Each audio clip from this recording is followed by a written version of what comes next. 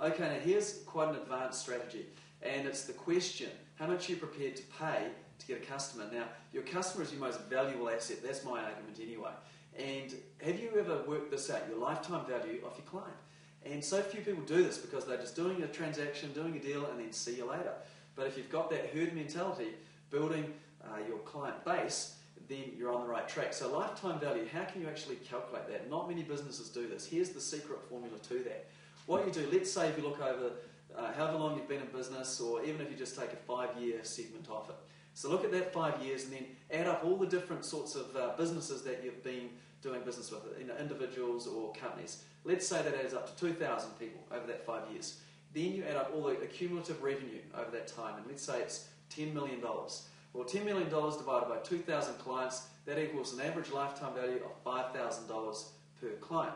Now, when you have that number, then you can start to make some good decisions about how much you're prepared to pay to get a client.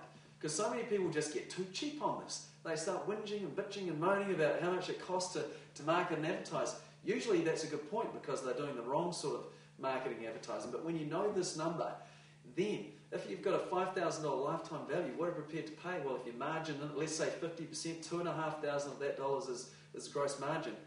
Well, you could be spending, even if you spend $500 to get that client, that is a good deal. And you'd want to do that all day and every day. Spend $500 to make $2,500.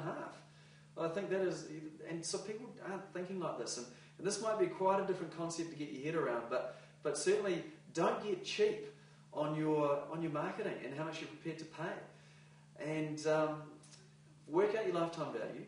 Do that first, and when you've done that, then you're in a position. Oh, here's an example. I'll give you an example. An accountant. People stick around for 10 years. A lot of pain and disconnect there.